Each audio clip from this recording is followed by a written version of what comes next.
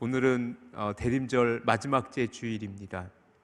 그리고 다음 주에 우리가 성탄주일, 마침 또 성탄일이 주일이기 때문에 성탄주일로 지키며 그렇게 송년주일이기도 합니다. 그렇게 2022년이 마무리되어질 것이고, 또 오늘은 우리 사무총회를 통해서 2022년이 또 보고되어지고 또 함께 되돌아보며 마무리하게 될 것이고 2023년을 또 계획하게 되어질 것입니다. 먼저 여러분에게 우리 감사의 말씀을 드리고 싶습니다. 우리 성도님들이 각자의 자리에서 최선을 다해 헌신하셨고 또 수고하셨기에 우리가 또 주님의 그 귀한 사명을 감당할 수 있었는 줄을 믿습니다. 우리 옆 사람에게 이렇게 인사할까요? 정말 수고하셨습니다. 시작. 수고하셨고 또 헌신해 주셔서 감사합니다. 그리고 또 그렇게 주님이 주신 사명을 또 우리 교회가 최선을 다해서 감당할 수 있도록 또 우리 교회가 기도함으로 또 2023년의 시간들 속에서 또 우리가 능히 감당해야 될 사명들을 감당할 수 있는 저와 여러분이 되어질 수 있기를 주님의 이름으로 축원합니다. 먼저 설교를 시작하기 전에 여러분에게 한 가지 질문을 좀 드리고 싶습니다. 여러분의 삶의 이유는 무엇인가요? 여러분은 왜 사십니까? 우리는 종종 무엇을 위해 살고 있지? 나는 왜 살고 있지에 대한 답을 찾지 못한 채 그렇게 살아가는 경우가 되게 많아요. 그냥 내 눈앞에 닥친 일들을 하나하나 해결해 가면서 그렇게 버겁게 하루하루를 또 그렇게 시간들을 흘려보내기도 해요. 그런데 여러분 기억하십시오. 분명히 여러분에게 지금 이 던져진 질문, 지금 나는 무엇을 위해 살아가고 있는가라는 질문에 답을 찾지 않고서는 절대로 여러분이 의미 있는 삶을 살아갈 수가 없어요. 이것이 철학적 질문일 수도 있지만 우리 그리스도인에게는 너무나도 중요한 질문이기 때문에 그렇습니다. 여러분은 정말 무엇을 위해 살아가고 계십니까? 여러분은 무엇 때문에 살아가고 계십니까? 무엇을 보면서 살아가고 계십니까? 오늘 사도 바울의 이야기는 이 질문에 대한 답을 또 우리가 찾을 수 있는 본문은 아닐까라는 생각을 하게 됩니다. 우리 설교 제목 한번 읽어보실래요? 시작! 그 뒤에 이제 뭐가 붙어야죠. 살든지 죽든지 어떻게 살 것이냐. 어떤 분은 돈을 위해서 살든지 죽든지 돈을 위해 살아가는 사람이 있잖아요. 요새 정치권이 혼란스러워요. 그죠? 여당은 당대표가 없고 야당은 당대표가 문제이고 그런 일들이 또 이제 여권에서는 아마 신년이 되면 이제 당대표 선출에 이제 모든 정치적인 포커스가 맞춰질 텐데 그 권력을 갖기 위해서 얼마나 많은 사람들이 질주를 합니까? 브레이크 없는 자동차처럼 질주하고 있습니까? 사랑하는 성도 여러분, 과연 우리는 무엇을 위해 살아가야 되지? 또 어떻게 또 살아가야 되지? 오늘 사도 바울의 이야기를 통해서 함께 여러분에게 그 은혜를 나누기를 원합니다. 지난주에 말씀이 이어지고 있어요. 계속해서 사도 바울은 지금 옥에 있었고 로마 감옥에 있어요. 로마 감옥에 갇혀 있었고, 그렇지만 사도 바울은 로마 감옥에서도 늘 복음을 증거해요. 시위대에게. 그리고 그가 한 2년 정도는 가택연금 상태에 있었어요. 그 본인이 나가지는 못해도 그를 찾아오는 손님들을 맞이할 수 있었어요. 그래서 그를 찾아오는 이들에게 복음을 전하며 그곳에서도 시위대에서 복음의 열매가 있었고 그를 찾아오는 이들에게 복음을 증거했어요.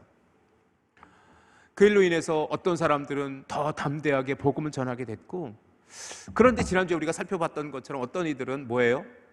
투기와 분재, 시기심으로 사도 바울도 안 돼 나라고 못해? 사도 바울 옥에 갇혀있을 때 내가 더 열심히 해서 내가 더 교회에 더 영향력 있는 인물이 되면 사도 바울은 위축될 거야. 내가 이 복음을 더 전함으로 말미암아 그 로마의 사람들은 사도 바울 때문이라고 더 사도 바울을 더 괴롭힐 거야 라는 마음으로 복음을 전하기도 했었어요. 그래서 사도 바울이 괴롭게 되길 원했었어요. 하지만 사도 바울은 어때요? 의연하게 나는 기뻐하고 기뻐하리라 라고 얘기하잖아요. 우리 지난주에 우리 살펴봤던 18절 말씀, 빌립보서 1장 18절 말씀 우리 한 번만 다시 한번 읽어볼까요? 시작. 그러면 무엇이냐? 거칠애로 하나 참으로 하나 무슨 방도로 하든지 전파되는 것은 그리스도니 이로써 나는 기뻐하고 또한 기뻐하리라. 말도 안 돼요. 자기를 괴롭게 하는 사람들 때문에라도 좀 화가 날 법한데 뭐예요? 기뻐하고 기뻐해요. 그것이 어떻게 가능하지요? 어떻게 가능해요? 21절 결론이 나와 있지요. 21절 말씀 다시 한번 보세요. 오늘 본문 21절 시작. 이는 내가 사는 것이 그리스도니 죽는 것도 유익함이라. 결론이에요. 오늘 설교 끝이에요. 결국 사도 바울의 사냐 죽느냐의 문제는 그리스도에게 달려있다는 거예요. 그렇기 때문에 사도 바울에게 삶과 죽음의 문제는 큰 의미가 없었던 것일 수도 있어요. 지금 옥에 갇혀 있어요. 언제 순교당할지 몰라요. 어느 순간 사자의 밥이 될 수도 있고 거리에 횃불이 되어질 수도 있어요. 그런데 사도 바울은 그런 건 그에게 중요하지 않아요. 왜 중요하지 않았을까? 이렇게 여러분 또다시 우리는 질문을 던질 수 있어요. 사도 바울의 이러한 믿음의 고백은 도대체 어디서 비롯된 것일까? 어디서 비롯된 것일까? 분명한 것은 오늘 곰전이 21절에 읽었던 것처럼 내가 사는 것이 그리스도니 죽는 것도 유익함이라 라는 고백에서 우리는 이미 답을 찾을 수 있지만 그 속에서 오늘 이 19절과 20절 말씀을 한 번 더 되뇌이면서 오늘 그 말씀을 좀 이어가려고 합니다. 자, 18절에서 기뻐하고 또한 기뻐하리라 라는 문장에서도 우리가 살펴봤던 것처럼 사도 바울에게는 뭐예요? 그냥 예수 복음이면 오케이예요. 그런데 그 기쁨의 이유도 19절에서 20절에서 또 찾을 수 있어요. 우리 19절 20절 다시 한번 읽어봅시다. 시작. 이것이 너희 간구와 예수 그리스도의 성령의 도우심으로 나를 구원에 이르게 할 줄을 아는 고로 나의 간절한 기대와 소망을 따라 아무 일에든지 부끄러워하지 아니하고 지금도 전과 같이 온전히 담대하여 살든지 죽든지 내 몸에서 그리스도가 존귀하게 되게 하려 하나니 그래서 내가 사나 죽으나 그리스도만 존귀케 되어지면 된다라는 고백이에요. 이것이 또한 앞절에서 읽었던 우리가 18절에서 읽었던 기뻐하고 또 기뻐하리라에 대한 기쁨의 이유이기도 해요. 즉 뭐냐면 사도 바울은 복음이 전해진 것 때문에 기뻐요. 기쁘고 또한 기뻐했던 것은 그만큼 사도 바울이 기쁘다는 것을 강조하고 싶은 거예요. 그런데 기쁨의 이유를 여기서는 두 가지로 찾을 수 있는데 첫 번째 뭐예요?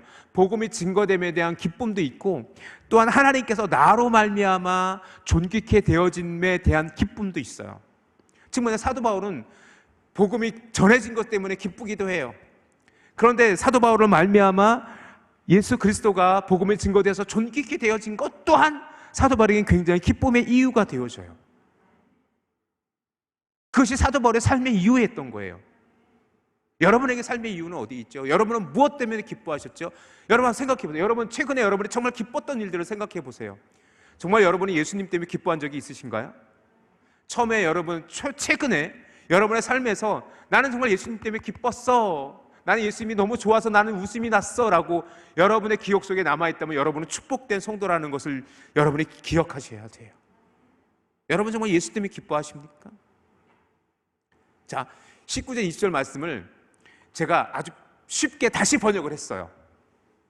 다시 번역을 한 거예요. 다시. 그래서 19절 20절 말씀이 지금 우리가 읽는 성경으로도 우리가 충분히 이해할 수 있지만 지금 여러분에게 스크린에 띄어져 있는 이 19절 20절 말씀을 제가 다시 한번 좀 더 쉽게 여러분에게 좀 번역을 해드리고 싶었어요. 빨간 것이 가로친 것을 읽으면서 문장의 조사가 좀 틀릴 수 있지만 그래도 빨간 것까지 읽으면서 다시 한번 읽어보세요. 시작. 나는 또한 기뻐할 것입니다. 왜냐하면 나의 이 처지, 감옥에 갇혀있는 상황과 여러분들의 간절한 중보의 기도와 그 기도에 응답하시는 예수 그리스도의 성령의 풍성한 공급하심으로 그리고 아무 일에든지 내가 부끄럽지 않고 항상 그랬던 것 같이 이제도 온전히 담대히 삶으로든 죽음으로든지 나의 몸에서 그리스도의 이름을 더 높이고자 하는 나의 간절한 기도와 소망에 따라서 내가 구원에 이룰 줄을 무죄 석방될 것을 알기 때문입니다. 이것이 사도 바울의 고백이었어요. 자, 여러분 오늘 이 제가 번역한 본문 중에 맨 마지막 줄에 빨간색에 무죄 석방될 것을 사도 바울이 기대했다라고 제가 번역을 해놨는데, 사도 바울은 지금 어디 있어요? 감옥에 있어요. 왜 감옥에 있지요? 복음을 전하다가 감옥에 갇힌 거잖아요. 그죠? 그리고 언제 죽을지 사도 바울은 몰라요. 이때 빌립보서를 쓸 때 사도 바울은 또 한편 어떤 기대가 있었냐면 순교 당할 것을 생각하기도 해요. 그것을 완전히 배제한 건 아닌데, 한편으로는 사도 바울이 이 감옥에서 풀려날 수도 있다라는 기대감을 가지고 있었어요. 왜냐하면 빌립보 성도들이 엄청나게 기도하고 있거든요. 빌립보 성도들이 중보 기도하고 있어요. 그리고 하나님께서 만약에 다시 내게 은혜를 주셔서 이곳에서 풀려나면 내가 더 온전히, 내가 더 담대히 살든지 죽든지 어떻게든지 더 복음을 전하고 싶은 마음이 그에게 있었어요. 어떤 분들은 빌립보서를 쓸 때 사도 바울은 순교를 각오했다라고 했는데, 순교의 상황을 왜 완전히 배제한 건 아닌데, 한편 사도 바울은 여전히 그가 무죄 석방될 것을 기대하고 있었어요. 어떻게 우리가 그것을 이해할 수 있냐면, 이 구원이라는 단어가 오늘 19절에 보면 나를 구원에 이르게 할 줄 아는 고로라고 했는데, 구원에 이르게 한다라는 것은 뭐냐면 단순히 내가 저 하나님 나라에서 천국에 갈 거야, 이것을 구원에 이르게 한다라고도 이렇게 번역이 가능하지만, 근데 사도 바울이 의도했던 것은 그거는 아닌 거예요. 내가 구원받았다, 여기서 구원은 뭐냐면 내가 이곳에서 풀려나서, 이 감옥에서 풀려나서 다시금 온전히 복음을 전하길 원해 라는 기대를 숨기지 않아요. 이 구원이라는 단어가 소테리아라는 단어가 쓰여요. 소테리아라는 단어가 쓰이는데, 이 단어 자체가 원래 1차적 의미는 영생, 즉 죽음에서의 구원, 영생의 차원에서의 구원을 의미하기도 해요. 그런데 또 한 가지 의미는 뭐냐면 나의 어려운 처지에서 내가 그 문제로부터 구출되어지는, 문제가 해결되어질 때에도 이 소테리아라는 단어가 실제적으로 쓰여지고 있어요. 즉 뭐냐면 내 문제가 해결되어지는 것을 구원이라고 이야기하는 거예요. 예를 들면 지금 사도 바울에게 구원은 어떤 구원이냐면, 육체적인 구원도 구원일 수 있지만 감옥에서 풀려나는 것, 감옥에서 풀려나는 것도 그에게는 구원의 개념으로 이해되어지고 있다라는 거예요. 그런데 우리가 절대로 잊어서는 안 되는 건 뭐냐면, 사도 바울이 소테리아, 그 구원을 바라는, 그가 감옥에서 풀려나길 바라는 건 뭐예요? 너무 괴로워서? 너무 힘들어서? 그래서 그걸 기대하고 있는 거예요? 아니에요. 사도 바울이 빌립보 교회 이 빌립보서를 쓰면서 내가 구원에 이를 줄, 구원에 이르기를 내가 기대하고 있어, 알고 있어 라고 하는 건 뭐냐면, 그렇다고 해서 그 로마 감옥에 갇힌 것을 그가 억울해하거나 분통해하거나 그런 차원은 아니에요. 단 한 가지 이유가 있어요. 뭐예요? 그가 다시 풀려나 그리스도를 온전히 전하길 원했던 거예요. 그래서 사도 바울에게는 옥에 갇혔을 또 복음을 전하는 거고, 옥에서 풀려나도 복음을 전하는 거고, 그런데 한편 옥에서 풀려나서 더 많은 이들에게 복음을 전하는 것을 기대했던 것도 분명해요. 자, 20절 말씀 다시 한번 보세요. 20절 말씀 다시 한번 보세요. 나의 간절한 기대와 소망을, 여기서 간절한 기대와 소망은 뭐예요? 복음이 전해지는 거예요. 그래서 옥에서 벗어나는 거예요. 그것을 따라 아무 일에든지 어떤 상황에서든지 부끄럽지 아니하고 지금도 전과 같이, 지금 내가 여기서도 복음을 전하는데 언제든지 온전히 담대하게 복음을 전하는 거야. 어떻게 돼서든 내가 살았든지 죽었든지 말이야. 그래서 내게 있어서 사는 것도 그리스도고, 그리스도니 내가 사는 것도 그리스도를 위해서 사는 거고, 그래서 내가 죽는 것도 그리스도를 위해 죽는 것이기 때문에 나는 사는 게 죽는 게 나에게 중요한 의미가 없어 라는 거예요. 여기서 우리는 중요한 것 하나를 이야기할 수밖에 없는데, 결국 뭐예요? 그에게 삶의 의미, 사도 바울에게 삶의 의미는 뭐예요? 오직 그리스도. 오직 그리스도. 그것이 사도 바울에게 있어서 유일한 삶의 의미였고 삶의 이유였어요. 그럼 이제 여러분에게 묻습니다. 여러분에게 삶의 의미는 무엇입니까? 여러분에게 삶의 목적은 무엇입니까? 그래서 기대하다라는 단어, 사도 바울이 기대해요. 무엇을 기대해? 구원에 이룰 줄을 아는 거로 기대해요. 이 기대하라는 단어도 되게 재밌어요. 이 기대하다라는 단어가 아포카라도키아라는 단어가 쓰여요. 아포카라도키아라는 헬라어 단어가 쓰이는데, 이것이 무슨 뜻이냐면 뭐예요? 목을 길게 빼고 멀리서 오는 소식을 기다리는 사람의 모습을 아포카라도키아라고 불렀어요. 아포카라도키아라고 기대라는 단어를 사용하고 있어요. 여기서 우리나라는 한 글자로 기대라고, 간절한 기대가 두 단어로 되어 있는데, 헬라어 원어는 아포카라도키아라는 단어 한 단어가 있어요. 그 한 단어를 간절한 기대라고 그렇게 번역을 해놓은 거예요. 학수고대, 두루미 학자, 두루미가 목을 빼고 기다리는 것처럼, 그래서 학수고대라는 단어를 우리가 사용하지 않습니까? 똑같아요. 이 아포카라도키아라는 단어가 그런 뜻이에요. 즉 뭐냐면 사도 바울은 간절히 기대하고 있어요. 어떻게? 구원에 이를 것을, 풀려날 것을, 그 소망을 가지고 있어요. 하지만 그것조차도 그리스도예요. 그래서 사도 바울은 그래서 한편으로는 뭐예요? 언제 순교당할지 몰랐기 때문에 더 담대했는지도 모르겠어요. 불행히도 우리가 아는 것처럼 사도 바울은 이렇게 가택 연금되어져 있다가 2년 정도의 시간이 흐른 뒤에 다시 로마 감옥, 실제적인 로마 감옥으로 다시 감금되어졌다가 그렇게 네로 황제 시대 67년경에 그렇게 순교당하게 됩니다. 순교당하게 되는데, 사도 바울이 이렇게 이는 내가 사는 것이 그리스도니 죽는 것도 유익함이라라고 고백할 수 있었던 이유는 뭘까? 우리 어디서 그 사도 바울의 믿음의 고백을 찾을 수 있냐면 갈라디아서 2장 20절 말씀이에요. 이 부분은 여러분이 너무 잘 알고 있는 말씀이에요. 우리 한번 같이 읽어볼까요? 시작. 내가 그리스도와 함께 십자가에 못 박혔나니 그런즉 이제는 내가 사는 것이 아니요 오직 내 안에 그리스도께서 사신 것이라. 이제 내가 육체 가운데 사는 것은 나를 사랑하사 나를 위하여 자기 자신을 버리신 하나님을 아들을 믿는 믿음 안에서 사는 것이라. 이해하시죠?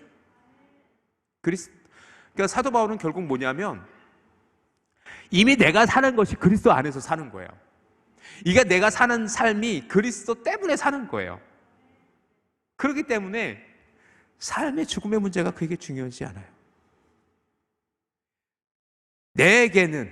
나에게는 사는 것이 그리스도 때문이고 죽는 것도 그리스도니까 내가 사나 죽으나 똑같아. 자, 여기서 오늘 여러분 21절을 잘 보세요. 죽는 것이 유익하다. 이건 뭐예요? 죽으면 어디 가요? 하나님 나라 가잖아요. 다음 주에 우리가 다음 주에 살펴보겠지만 사도 바울은 죽기를 소원해요. 차라리 난 죽었으면 더 좋겠다. 그렇게까지 얘기해요.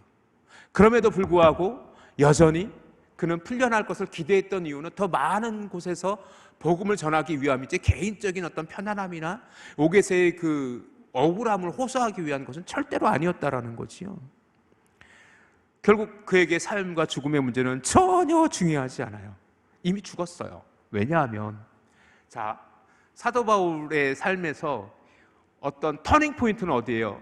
여러분이 잘 알고 있는 다메섹 도상에서였었어요. 그 이전에 사도 바울의 삶의 이유는 오직 말씀이었어요. 그 말씀이라는 것이 유대 율법이에요. 바리새인이었어요. 유대 율법을 지키는 것이 그 삶의 의미였었어요. 그래서 그가 생각하기에 율법의 이단아 같았던 예수 그리스도, 그리고 예수 그리스도를 쫓는 그리스도인들을 죽이고 없애는 것이 그의 일생일 때 사명이었잖아요. 그래서 뭐예요? 스데반 집사님이 순교할 때 그 자리에 있었어요. 그리고 살인 면허같이 모든 그리스도인을 잡아서 죽일 권한을 가지고 지금 또다시 그리스도인을 죽이려고 가다가 어디서? 다메섹 도상에서, 다마스커스 다메섹 도상에서 부활의 주님을 만났어요. 부활의 주님을 만났잖아요. 그리고 부활의 주님을 만난 그 사도 바울에게 삶은 완전히 통째로 뒤바뀌어져 버려요. 이제는 삶의 이유가 그리스도예요. 이제는 삶의 이유가 주님이에요. 왜? 주 예수 그리스도께서 자신을 위해 십자가 달려 죽으셨음을 그는 알고 있기 때문에, 그가 그것이 믿어졌기 때문에 이제는 더 이상 사도 바울에게, 이미 사도 바울은 다메섹 도상에서 죽은 거예요. 이미 십자가에 달려 죽은 거예요. 그렇기 때문에 그의 인생은 뭐예요? 에베소 2장 1절에 고백하고 있던 것처럼, 에베소 2장 1절에 뭐라고 기록되어져 있습니까? 그는 허물과 죄로 죽었던 너희를 살리셨도다. 함께 시작. 믿습니까? 죽었던 과거형이에요. 죽었어요. 무엇으로? 죄로 허물로. 누가? 나와 너가. 사도 바울도, 너희도, 오늘 저도, 여러분도. 그 죽었던 우리를 누가 살리셨어요? 그리스도께서 살리셨어요. 그러니 이제 바울에게 그 예수 그리스도를 만나고 예수 그리스도께 무릎 꿇었던 그 순간부터 이제는 사도 바울의 삶의 의미는 딱 한 가지밖에 없어요. 그리스도를 위해서 죽는 거예요. 살아도 그리스도를 위해 사는 거예요. 제가 지금 몇 달째 계속 묵상하고 또 묵상하는 주제가 뭐냐면 삶의 목적이에요. 제가 1월 1일부터 4일까지 7번의 집회를 통해서 목적이 이끄는 삶이라는 주제로 여러분과 함께 말씀을 나누길 텐데, 지금 몇 달째 지금 그 주제를 가지고 기도하고 말씀 보고 또 설교를 준비하고 있는데, 집회를 준비하고 있는데, 오늘 본문을 묵상하면서도 결국 하나님께서 나를 왜 지으셨을까? 하나님께서 나를 왜 만드셨을까? 하나님이 나를 왜 그리스도인으로 삼으셨을까에 대한 답을 계속 찾아가고 있는 거예요. 사랑하는 성도 여러분, 기억하십시오. 이 사도 바울의 고백과 같이 저와 여러분의 삶이 오직 그리스도를 향한 믿음의 고백이 전제된 삶이 되어질 수 있기를 주님의 이름으로 축원합니다. 그렇다면 이제 방법을 찾아볼까요? 어떻게 하면 이렇게 될 수 있을까? 질문, 우리는 어떻게 하면 사도 바울과 같이 온전히 예수 그리스도를 쫓는 삶을 살 수 있습니까? 어떻게 하면 될 것 같아요? 첫 번째, 너무나도 중요해요. 같이 한번 읽어봅시다. 시작.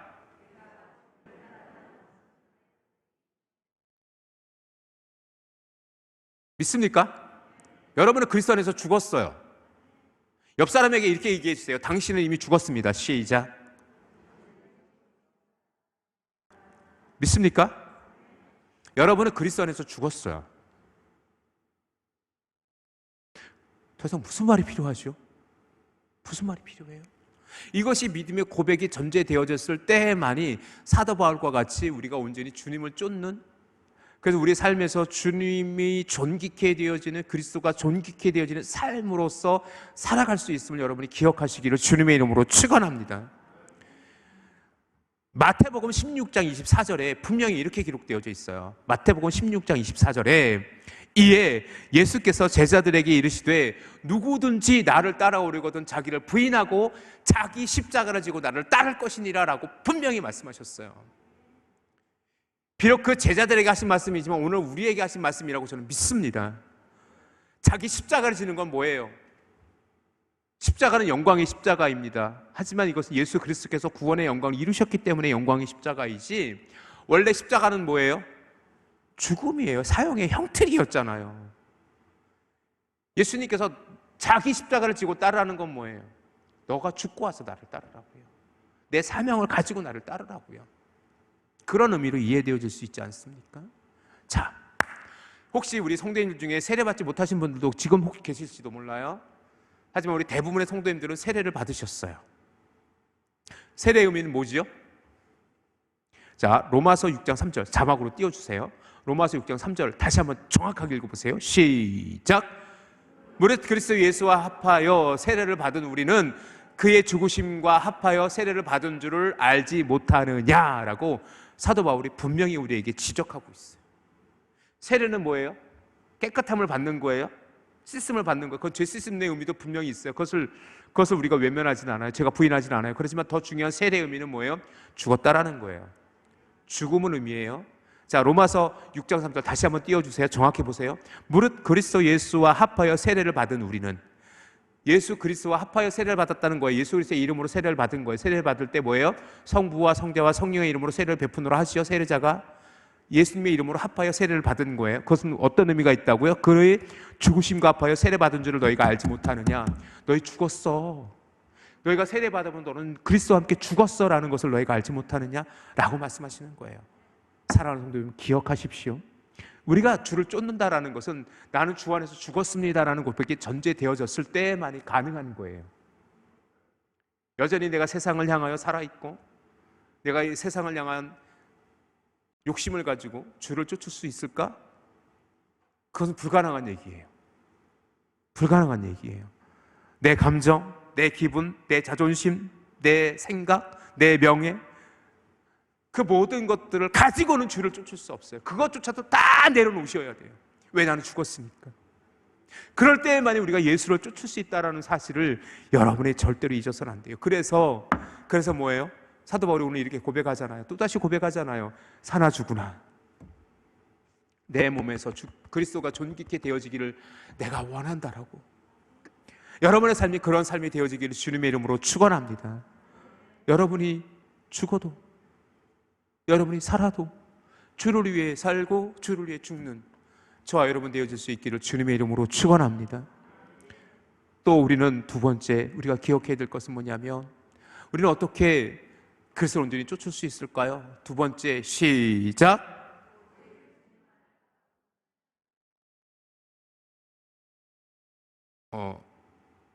노회복 권사님, 제가 지금 아주 단순한 실험을 하나 가지 할 거예요. 권사님 눈이 두 개죠? 눈이 두 개, 눈이 두 개 맞죠? 두 알이라고 하면 좀 이상하니까. 두 개 눈을 가지고 있잖아요. 그죠? 자, 지금 한쪽 눈은 천장을 보고 한쪽 눈은 땅을 보세요. 봐보세요. 한쪽 눈으로 하늘을 봐야 되고 한쪽 눈으로 땅을 봐야 돼요. 왼쪽 눈으로 하늘을 보고요, 천장을 보고요, 오른쪽 눈으로 땅을 한번 봐보세요. 가능합니까? 불가능합니까? 가능해요? 혹시 한 순간 동시에 한쪽 눈으로는 하늘을, 천장을 보고 한쪽 눈으로는 땅을 볼 수 있는 사람 손 들어보세요. 그건 기인이에요. 여러분 이거 TV에 나올 수도 있어요. 그러면 자, 무슨 얘기하는 거예요?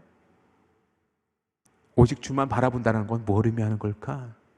히브리서 12장 2절 말씀 자막에 띄워질 거예요. 히브리서 12장 2절 말씀 같이 한번. 히브리서 12장 2절 말씀 자막이 안 떠요. 자, 떴습니다. 시작. 믿음의 주여 또 온전하게 하시는 이인 예수를 바라보자. 그는 그의 앞에 있는 기쁨을 위하여 십자가를 참으사 부끄러움을 개의치 아니하시더니 하나님 보좌 우편에 앉으셨느니라. 기억하세요. 믿음의 주여 온전케 하시는 이인 예수를 바라보시기 바랍니다. 여러분이 주님을 섬기겠다고, 주님을 쫓겠다고 하면서 땅을 보면서 주님을 섬길 수 없어요. 지금 좀 전에 말씀드렸던 것처럼 우리에게 눈이 두 개가 있어요. 하지만 한쪽 눈으로 땅을 보고 한쪽 눈으로 하늘을 볼 수 없듯이 여러분이 하늘을 바라보며 땅의 것을 취할 수 없어요. 땅을 쫓으면서 하나님의 것을 따를 수 없어요. 불가능해요. 불가능해요. 오직 우리가 그리스도를 쫓기 위해서는 뭐예요? 온전히 주를 바라볼 수 있으셔야 돼요. 여러분의 삶이 온전히 주를 쫓을 수 있으셔야 돼요. 그럴 때에만이 우리의 삶이 온전히 주를 향한 믿음의 삶이 되어질 수 있다는 사실을 여러분이 기억하시기를 주님의 이름으로 축원합니다. 이 땅의 부귀영화를 누리며 살고자 하면서 하나님의 사명을 감당하겠다?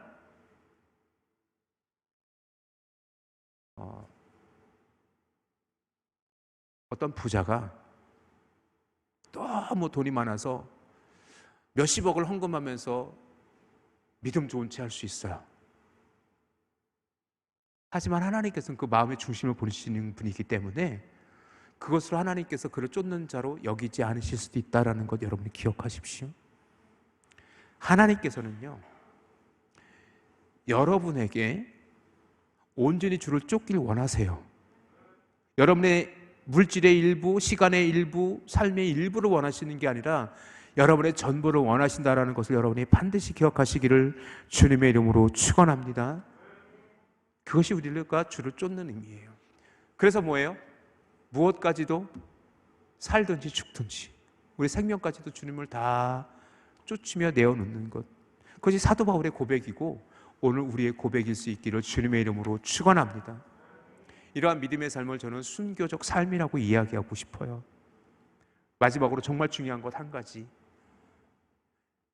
용서예요. 용서. 정말 무거운 주제이기도 한데 용서하셔야 돼요. 우리가 용서하는 삶을 살아야 돼요. 그래야 주를 쫓는 거예요. 자, 그 이유를 분명히 말씀드릴게요. 예수 그리스도께서 이 땅에 왜 오셨어요? 우리 사랑해서 오셨어요. 믿습니까? 근데 우리를 어떻게 사랑하셨어요? 죽기까지 사랑하셨어요. 십자가 달려 죽으심까지 우리를 사랑하셨어요. 믿습니까? 근데 죽으심의 이유는 뭐지요? 우리의 죄를 사하시기 위함이었어요. 믿습니까? 거기서부터 용서는 출발되어지는 겁니다. 오늘 사도 바울도 마찬가지예요. 사도 바울이 옥에 갇혀 있어요. 때로 어떤 사람들은 사도 바울을 본받아 열심히 전도해요. 어떤 사람은 시기와 투기와 분쟁으로 해요. 시기심으로 사도 바울을 더 괴롭게 하고자 전도해요. 하지만 그는 용서하잖아요. 나는 그것 때문에라도 기뻐할 수 있어. 난 그것 때문에라도 기뻐할 수 있어 라고 얘기하잖아요. 여러분 기억하십시오. 예수 그리스도께서 십자가 달려 죽으실 때 십자가 위에서 가상칠언의 말씀하세요. 그것을 십자가 위에서의 7마디 기도, 그래서 가상칠언이라고 합니다. 그 중에 한 말씀, 누가복음 23장 34절, 누가복음 23장 34절 말씀 함께 읽어보지요. 시작. 예수께서 이르시되 아버지 저들을 사하여 주옵소서, 자기들이 하는 것을 알지 못함이니이다 하시더라. 그들이 그의 옷을 나누어 제비 뽑을새. 십자가 위에 예수님이 달려 계세요. 십자가 위에 예수님께 달려 계신데 그 밑에서는 예수님의 옷을, 그 겉옷을 서로 갖겠다고 제비 뽑고 앉아 있어요. 구약의 말씀을 이루시기 위함이었어요. 그의 옷이 제비 뽑힘을 당하더라. 구약의 예언의 말씀이 응하는 순간이었어요. 하지만 그 순간 십자가 위에서는 예수님께서 무엇이라 기도하십니까? 주여 저들의 죄를 사하여 주옵소서. 그들을 위해서 용서하고 그들을 위해서 중보하고 있잖아요. 되려 용서하고 계시잖아요. 예수님을 쫓는다라는 것은 누군가를 용서하는 것부터 출발되어진다는 걸 여러분 기억하셔야 됩니다. 여러분의 가족에, 여러분의 남편을, 여러분의 자녀들을 품을 수 있으셔야 돼요. 여러분의 우리 교회 한 믿음의 공동체인 전익교회 성도님들을 여러분이 품을 수 있으셔야 돼요. 그리고 여러분이 만나는 누군가, 여러분이 직장에서 사업으로, 여러분이 사회생활하면서 만나는 모든 이들을 향하여 그리스도의 사랑으로 품고 용서할 수 있어야 돼요. 수요일 날 우리가 사도행전을 함께 나누면서, 사도행전 말씀을 나누면서 스데반 집사님의 이야기를 함께 나누었잖아요. 스데반 집사님이 예수님을 온전히 쫓았던 집사님이셨어요. 그 스데반 집사님의 마지막 장면, 사도행전 7장 60절 말씀 이렇게 기록되어져 있어요. 같이 한번 읽어볼까요? 시작. 무릎을 꿇고 크게 불러 이르되 주여 이 죄를 그들에게 돌리지 마옵소서 하며 이 말을 하고 자니라. 순교의 마지막 순간 스데반 집사님의 마지막 기도는 무엇입니까? 용서의 기도였어요. 예수님과 닮아 용서의 기도를 하고 있었던 거지요. 무릎을 꿇고 크게 불러 이르되 주여 이 죄를 그들에게 돌리지 마옵소서. 그들을 용서해 주십시오. 지금 자신을 위해서 돌을 던지고 있어요. 자신을 향해 비난하고 있어요. 그 사람들을 향하여 스데반 집사님은 저들을 용서해달라고 되려 기도하고 있잖아요. 십자가 밑에서 로마 병사들은 예수님의 옷을 제비 뽑고 있어요. 그런데 그 위에서 예수님께서는 저들의 죄를 사해달라고 기도하고 있잖아요. 이것이 순교의 영성입니다. 이것이 우리의 믿음의 고백이 되어져야 돼요. 2022년 혹시 여러분과 관계가 회복되어지지 않은 그 누군가가 있다면 여러분이 찾아가세요. 여러분이 용서 구할 일이 있으면 용서를 구하십시오. 용서를 해야 될 일이 있다면 그에게 분명히 말씀하세요. 내가 그리스도의 사랑으로 당신을 용서합니다 라고 말이죠. 우리 연습해 볼까요? 우리 옆 사람에게 내가 그리스도의 사랑으로 당신을 용서합니다. 시작. 진짜 그래야 돼요. 그래야만이 우리가 주님을 온전히 쫓을 수 있어요. 기억하십시오. 우리가 주님을 어떻게 쫓을 수 있습니까? 어떻게 사도 바울과 같이 살든지 죽든지 뒤에 주를 위해 살고 수 있고 주를 위해 죽을 수 있습니까? 내가 이미 주님 안에서 죽었음을 여러분이 전제하셔야 돼요. 고백할 수 있으셔야 돼요.